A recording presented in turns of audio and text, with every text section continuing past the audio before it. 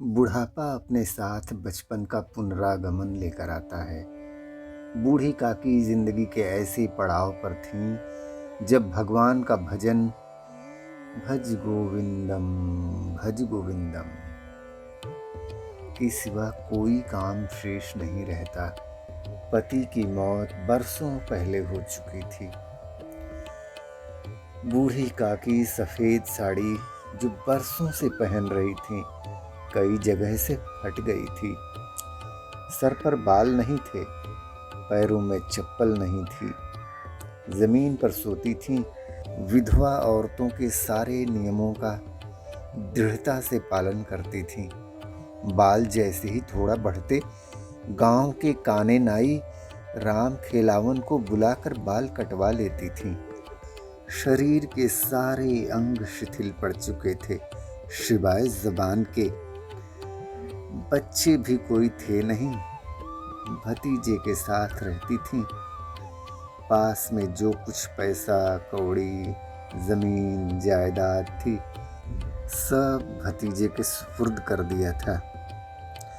संपत्ति लिखवाते समय भतीजे ने काकी से खूब लंबे चौड़े वादे किए, लेकिन ये सारे वादों की पोल जल्द ही खुल गई।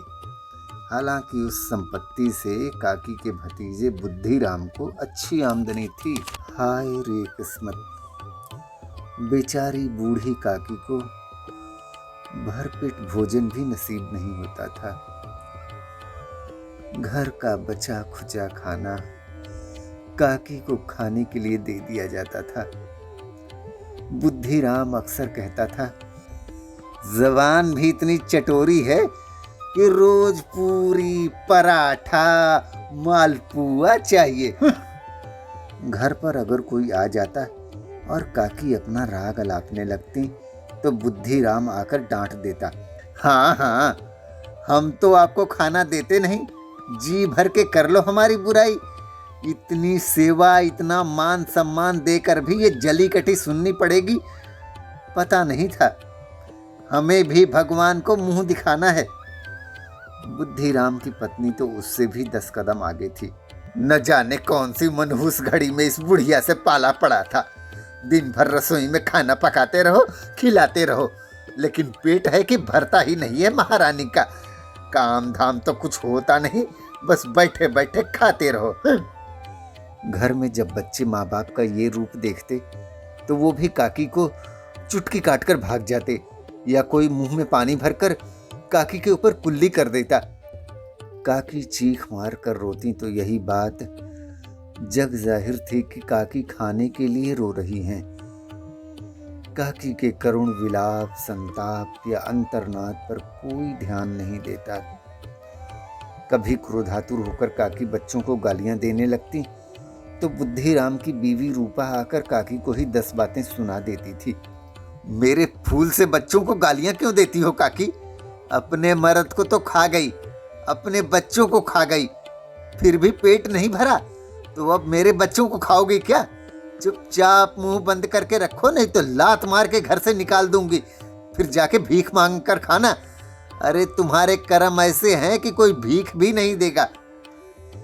बेचारी काकी चुपचाप अपनी बदहाली पर आंसू बहाती रहती। पूरे परिवार में यदि काकी को किसी से अनुराग था तो वो बुद्धिराम की छोटी लड़की लाडली से था। दोनों भाई उसके हाथ में कुछ भी देखते तो छीनकर खा जाते थे। इसलिए लाडली अपने भाइयों से छिपकर अपने हिस्से की मिठाई और चबैना काकी के पास बैठकर खाया करती थी।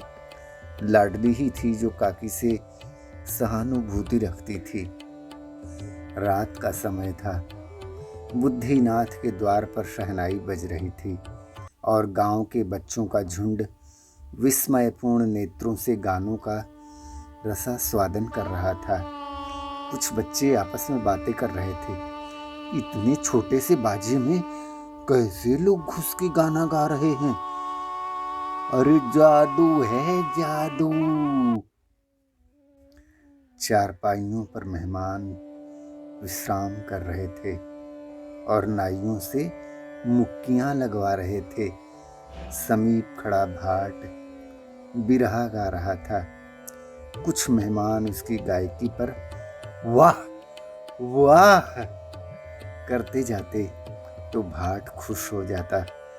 तभी भाट के साथ खड़े दूसरे भाट ने बोला, भैया जी की गायकी से खुश होकर 5 पैसे का इनाम मर्द साहब ने अपनी तरफ से दिया है। थोड़ी देर के बाद वो फिर से चहक पड़ा, ये 10 पैसे का इनाम प्रधान जी की तरफ से। एक दो अंग्रेजी पढ़े हुए कुलीन लड़के इन व्यवहारों से उदासीन थे।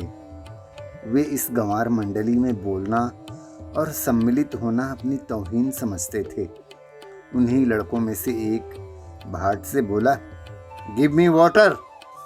भाट भागा भागा अंदर गया और बोला, बीबी जी वो अंग्रेजी भैया लोग टमाटर मांग रहे हैं। रूपा बोली, टमाटर? टमाटर क्यों मांग रहे हैं? अच्छा ठीक है, ले जाओ। भाट टमाटर लिया और ले जाकर उस नवयुवक को दे दिया।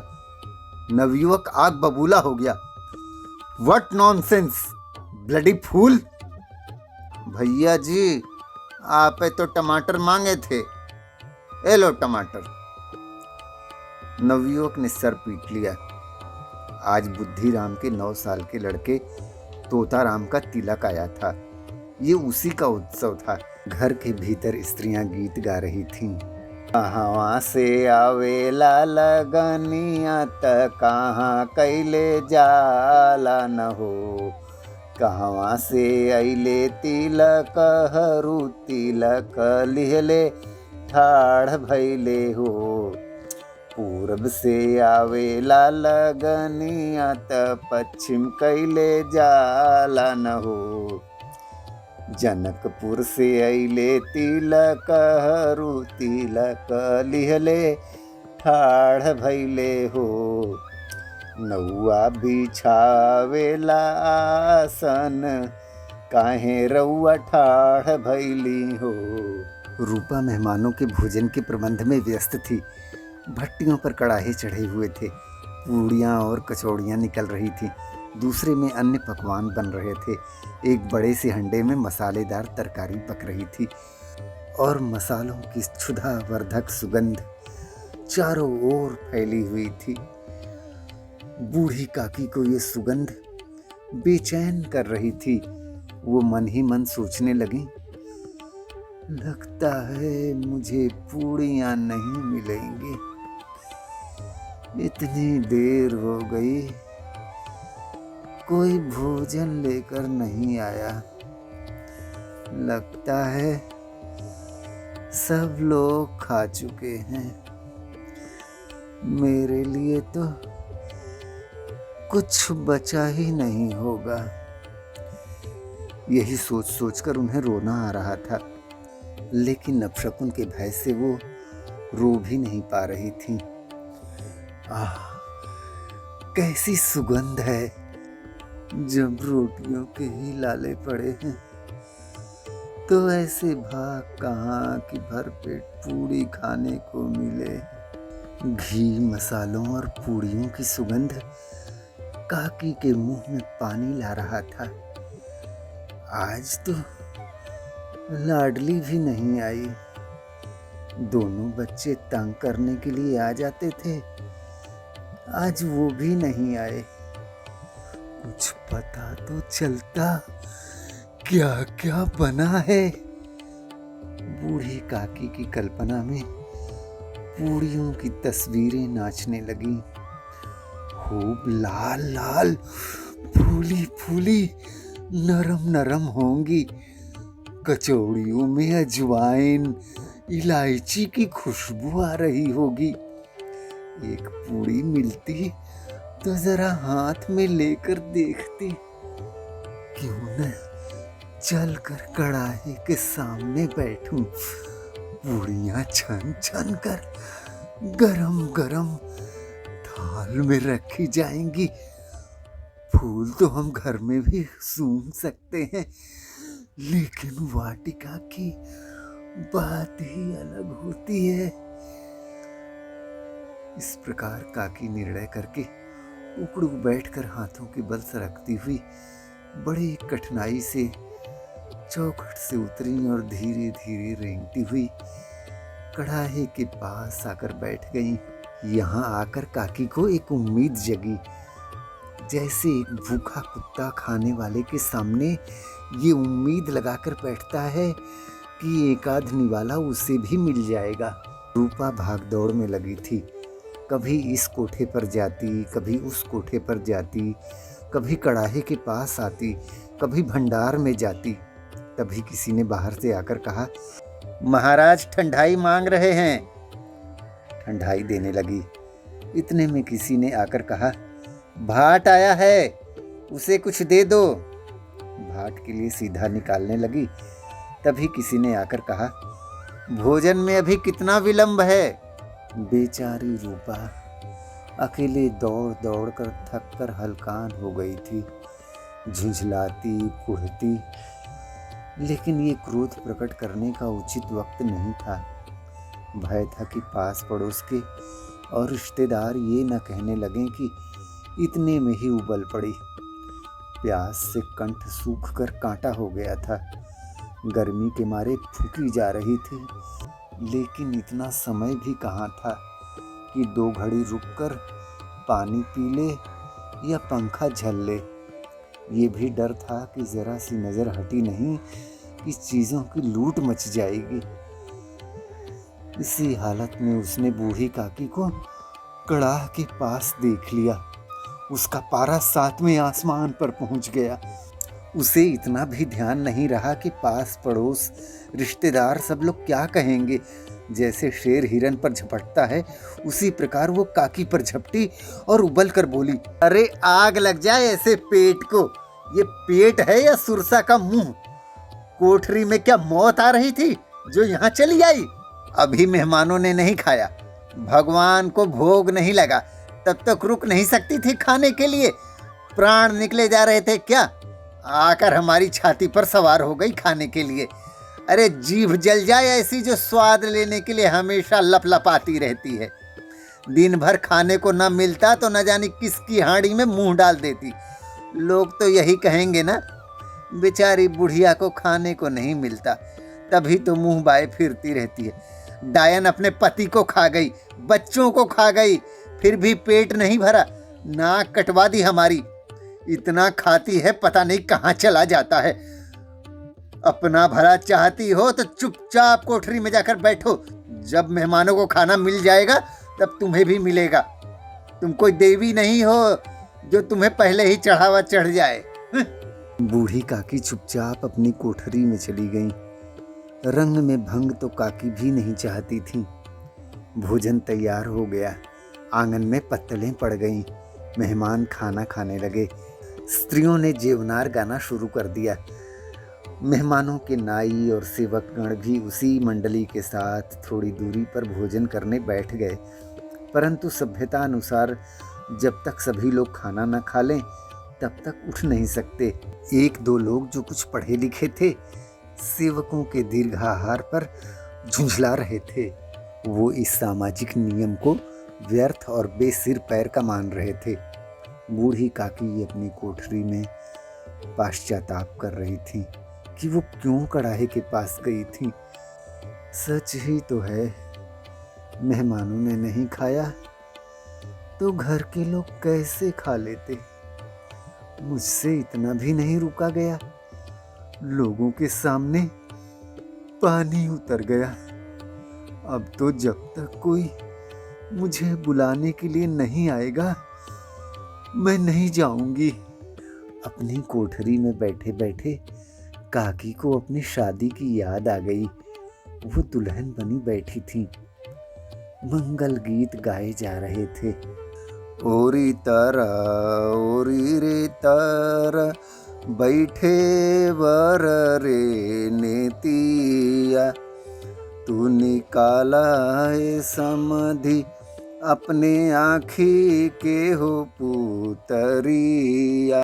काकी दुल्हन बनी जब फेरे लेने लगी तो औरतें मंगल गान गाने लगी।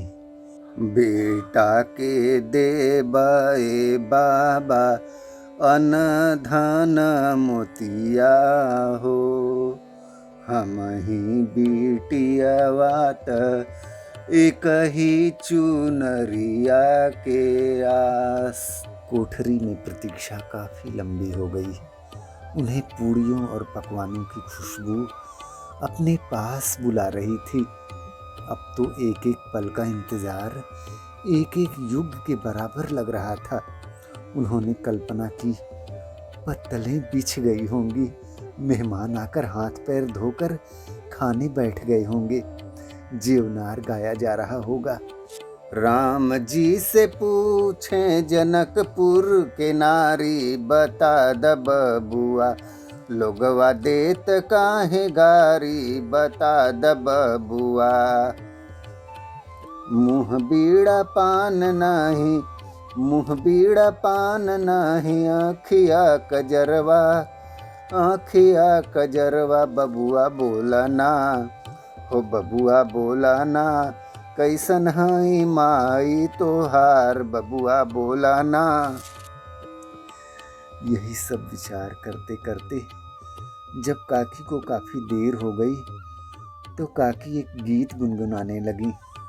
एकिया हो रामा उलटी खझड़िया, जोगिया बजावेला रे की। एकिया हो रामा उलटी खझड़िया, जोगिया बजावेला रे की। अब तो किसी की आवाज भी नहीं आ रही है। लगता है लोग खा पी कर चले गए, मुझे कोई बुलाने भी नहीं आया। रूपा चिढ़ गई है, क्या पता न बुलाए। सोचती होगी अपने आप ही आ जाएंगी। मैं कोई मेहमान थोड़ी हूँ कि मुझे बुलाने आएगी। बूढ़ी काकी चलने को तैयार हुई, ये विश्वास कि वो पूड़ी और मसालेदार तरकारी खाएंगी। मन में तरह तरह के मंसूबे बांधे। पहले पूड़ी और तरकारी खाऊंगी, फिर दही और शक्कर से पूड़ियां खाऊंगी, फिर रायते के साथ कचौड़ी खाऊंगी। यही कहेंगे ना लोग, मुझे कुछ विचार नहीं है। कहते रहे इतने दिनों बाद पूड़ियां मिल रही हैं तो क्या मुंह जूठा करके उठ जाऊंगी। वो उखड़ू बैठकर हाथ के बल सरकते हुए आंगन में आ गई। परंतु हाय रे दुर्भाग्य, अभिलाषा ने अपने पुराने स्वभाव के अनुसार समय की मिथ्या कल्पना की थी। मेहमान मंडली अभी बैठी हुई थी। कोई खाकर उंगलियां चाट रहा था, कोई तिरछे नेत्रों से देख रहा था कि लोग खा रहे हैं या नहीं। कोई दही खाकर जीभ चटकार रहा था। तभी एक मेहमान ने आवाज लगाई, भैया थोड़ी दही और दे दो। दही और शक्कर का स्वाद तो आत्मा को तृप्त कर दे रहा है। तभी काकी रेंगती हुई मेहमानों के बीच आ गई। कई आदमी चौंक कर उठ पड़े। अरे ये बुढ़िया कौन है? ये कहां से आ गई? देखो किसी को छू न दे। पंडित बुद्धिराम काकी को देखकर क्रोध से तिलमिला उठे। पूड़ियों का थाल लेकर खड़े थे। थाल जमीन पर पटके और काकी को झपट कर पकड़ लिया और घसीटते हुए ले जाकर कोठरी में धम्म से पटक दिया। घसीटे जाने से काकी का पांव छिल गया था। झटके से पटके जाने से पसलियों से दर्द का एक सैलाब उठा और धीरे धीरे शांत हो गया। दिल तो जैसे शेर के पंजे से बच गई हिरनी जैसा जोर जोर से धड़क रहा था और फिर अपनी रफ्तार पर वापस आ गया। मेहमानों ने भोजन किया, घर वालों ने भोजन किया, बाजे वाले, धोबी, नाई सभी ने भोजन किया, लेकिन काकी को किसी ने नहीं पूछा। बेचारी भोली भाली छोटी बच्ची लाडली अपने माँ बाप के व्यवहार से बहुत दुखी थी। ये लोग क्यों नहीं थोड़ी सी पूड़ियाँ काकी को दे देते? मेहमान क्या सबके सब खाएंगे? अगर काकी ने मेहमानों से पहले खा लिया तो कौन सा आसमान टूट पड़ेगा। वो काकी के पास जाना चाहती थी, लेकिन माँ बाप के डर से नहीं जा पा रही थी। उसने अपने हिस्से की पूड़ियाँ काकी के लिए बचाकर गुड़िया की पिटारी में छिपा दिए थे। उन पूड़ियों को काकी को देना चाहती थी। काकी मेरी आवाज़ सुनते ही उठ बैठेंगी। पूड़ियाँ देखकर कितनी प्रसन्न होंगी, मुझे खूब प्यार करेंगी। क्या काकी पूड़ियाँ खा पाएंगी? बुद्धि राम और रूपा का हृदय परिवर्तन हो पाएगा? जानने के लिए सुनिए बूढ़ी काकी का अगला और अंतिम भाग।